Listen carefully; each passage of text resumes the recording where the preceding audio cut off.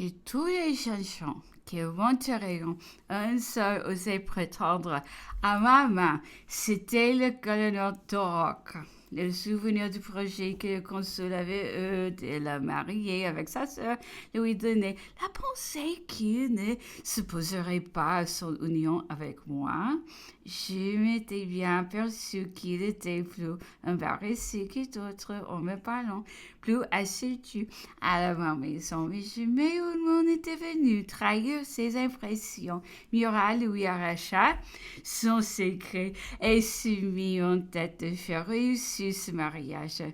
C'est une jeune personne romanesque, disait-il, auprès de laquelle il faut longtemps soupirer avant de plaire. Cependant, il faut aussi se déclarer et lui apprendre qu'elle est aimée. En effet, au jour que je revenais chercher un livre oublié au salon, Duroc s'approcha de moi d'un air tremblant et lui-même me remit ce livre. Remonté chez moi, je l'ouvre et j'y trouve une lettre. Que faire? La lire me paraissait une grande faute. Je redescends pour le rendre. Duroc n'y était plus. Le consul venait de l'envoyer en mission à ce moment de son départ qu'il avait osé se déclarer. J'ai porté la lettre dans mon secrétaire que je ne fermais pas selon mon habitude et j'ai quitté ma chambre. Lazare voulut qu'à l'heure du dîner, le consul, qui se faisait souvent un plaisir de m'intimider, entrant dans le salon avec ma mère et m'y trouva déjà midi. Nous venons de votre chambre, nous avons fouillé dans toutes vos affaires et lu tous vos billets, tout. Ah, c'est joli de recevoir ici de belles déclarations. J'ai rougi, j'ai barboutié, j'ai oublié que la plaisanterie n'était pas nouvelle. Je me croyais coupable. C'était assez pour voir toute l'air de lettre. Incertain de ma réponse, j'ai sorti précipitamment. J'ai couru au secrétaire, la lettre était encore toute cachetée. Je redescendis plus calme. Mon émotion n'avait pas échappé au consul et ma mère. Ils me diront avec étonnement quand je rentrais. Est-ce que cela serait vrai? Vous avez des secrets? Vous avez fui bien vite chez vous? Heureusement, le dîner va mettre fin à mon embarras. Le soir même, ma mère fut instruite de tout. Duroc avait laissé un courrier à Murat pour attendre ma réponse. J'ai dit à Caroline que je ne me prononcerai sans connaître l'opinion de ma mère et je l'ai prié de renvoyer cette fameuse lettre. J'ignore, ajoutai-je, qui le sort me destine, mais je n'aurais pas à me reprocher d'avoir lu une lettre d'amour d'un autre que de celui qui doit être mon époux. Je vous aurai. Qu'avant de la rendre, j'avais bien envie de chercher à la lire sans l'ouvrir pour voir comment s'écrivait une déclaration, mais je résistais et j'ai cru une voix du mérite. De sans être l'homme que mon imagination me représentait comme digne de toutes mes affections, ne me déplaisait pas. Je lui reconnaissais beaucoup de qualités. Son grand respect pour moi me faisait croire à ses sentiments qui, deux fois pourtant, quand je l'écoutais, m'arrivait de dire: ce n'est pas encore cela. Eh bien, peut-être l'aurais-je épousé sans l'opposition formelle de ma mère. Le consul n'en mettait aucune, mais celle ne songeait qu'avec chagrin. Élevée avec les idées qu'avait généralement la noblesse, c'était à ses yeux ce messager qui d'entre dans une famille qui n'en faisait pas partie. Les préjugés se cachaient sous les soins qu'elle mettait à faire une même accueil à tout le monde. Il n'influait en rien sur une bonté qui s'entendait également à tout, mais rien ne lui semblait assez distingué pour sa fille. Quoique Dorque fut gentilhomme, elle évolue plus d'illustration dans lui ou dans ses ancêtres. Je ne pourrais m'habituer à t'entendre appeler Madame de Roc, me disait-elle. Serait-il mais de toi, je ne serai au désespoir. Je rassurai ma mère, je lui répétai que mon cœur était calme, ma position heureuse, et que je ne désirais pas en changer. J'éprouvais alors une peine qui peut-être n'aurait été qu'un jeu pour tant d'autres, mais l'idée d'être cause d'une souffrance m'était insupportable. Je respectais tout ce qui tenait à l'affection. Je me savais par ailleurs d'un ridicule qui prenait la sa source.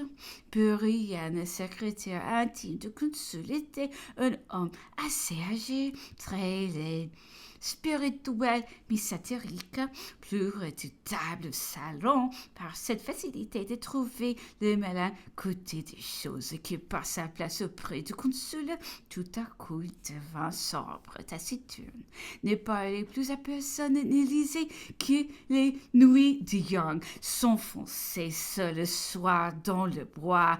On les rencontrait souvent appuyés contre un arbre et pleurant. Les consuls même aperçus de cette maladie, le docteur Cavissard fut consulté. Il voit qu'il ne comprenait rien.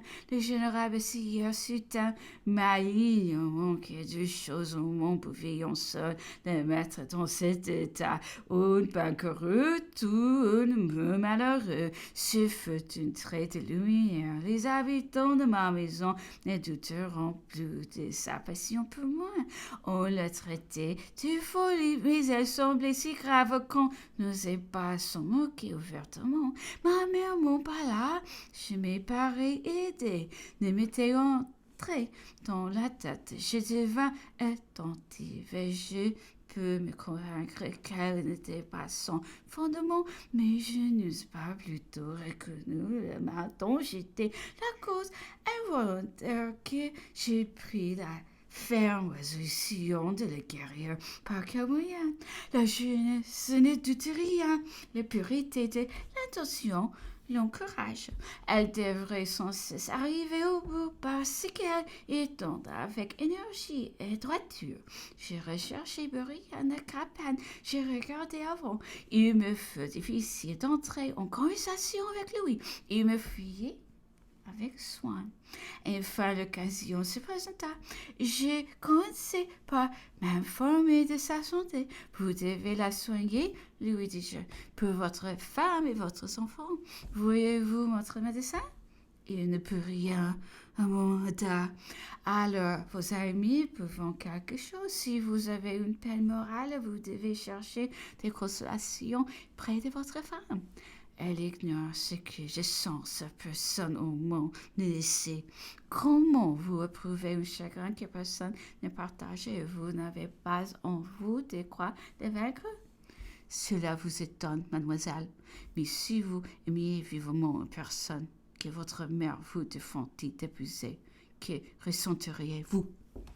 Si j'étais aimé, mon chagrin même me serait cher. Il consolerait la personne qui souffrirait comme moi, et je ne cherchais peut-être pas à cacher mon mal, puisqu'il pourrait faire du bien à quelqu'un, mais une peine que j'aurais seule, qui affligerait mes amis, qui m'empêcherait de remplir tous mes devoirs. J'en serais honteuse, et je trouverais assez de force pour la surmonter. Brian me regarda fixement, me prit la main. Vous me guérissez, me dit-il. Je vous remercie. Vous me rendez un service que vous ne pouvez imaginer. Depuis ce moment, il reprit ses habitudes et pas un mot, pas un regard ne me montra désormais que je l'occupais plus de tout autre.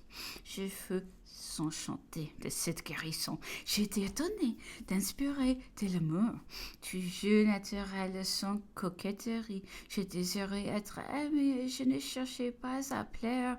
La bienveillance que j'ai portée à chacun était sans doute animée du désir de la louange. Mais il venait encore s'y mêler un espoir à celui qu'une partie de cette louange parviendrait aussi à l'homme que le ciel m'aurait destiné. Il ne me connaît pas, mais disais-je, mais il saura que je suis aimée, et tout le monde aimerait peut-être davantage au milieu du grand monde. Je n'oubliais pas mes anciennes compagnes. Je les souvent les vois son chemin ici que mon grand-père est tiré dans cette ville. Il y mourut à l'âge de 87 ans. Environné de notre respect, de notre tendresse et important nos justes regrets. Ce qui m'a toujours donné le plus de force pour supporter toutes les contrariétés de la vie, c'est que l'imagination commence par m'exagérer le mal et que lorsqu'il se montre ensuite dans sa réalité, je trouve au-dessus de la crainte qui m'avait inspiré et il me reste toujours assez de courage que je vais amasser pour faire face au danger et au chagrin. Je me souviens d'une réprimande du consul à laquelle je suis restée forte indifférente. J'occupais la dernière chambre de la façade des Tuileries qui donne sur le jardin, un petit oratoire qui termine l'appartement et qui est à l'angle me servait de salon de travail. Il était si petit qu'à peine si 2 personnes pouvaient y tenir. J'ai copié alors à lui un portrait de mon frère, fait par gros, et tous mes papiers, tous mes dessins étaient par terre auprès de lui. Comme il faisait très froid dans cet endroit, on venait à introduire une tuyau de chaleur qu'on ouvrait ou qu'on fermait à volonté. On partait un peu le ma maison, j'avais oublié de le fermer. Le lendemain matin, le général Clark vint à moi avec un visage renversé. « Vous savez le malheur que vous êtes arrivé ?» J'étais tremblante, pâle, et ma pensée se porta tout de suite sur mon frère qui venait de partir avec son régiment. « Expliquez-vous, dis-je au général en respirant à peine. Tous vos dessins sont brûlés, me dit-il. Tous vos peintures sont noircies, sont perdues. Le feu a pris cette nuit dans votre petit cabinet. » Et il me regardait comme peu éteindre l'effet qu'il allait produire. Moi, comme s'il me annonçait une bonne nouvelle. Je me sentis renaître et je lui dis souriant, « Ah, que je suis contente et que vous m'avez fait peur. » Au même moment, le consul entra dans le salon et d'un air très sévère me dit « Comment avez-vous laissé de papier près d'une bouche de chaleur? Le feu a pris cette nuit et sont les sentinelles qui sont aperçus. Vous étiez la cause de la perte des Tuileries. Tout le palais pouvait être réduit en cendres. » Je l'écoutais en souriant. Je ne pouvais prendre un air affligé. Et plus ils s'en apercevaient, et plus ils se fâchaient. Et me remettant devant les yeux les désastres dont j'avais manqué d'être la cause. Mais toutes ces granderies ne produisaient aucun effet. Et je me sentais si heureuse d'avoir échappé à un danger qui touchait mon cœur et que l'air du général Clark m'avait fait redouter que tout ce qui me prouvait bien que mon imagination m'avait trompé me causait une joie que j'avais de la peine à renfermer.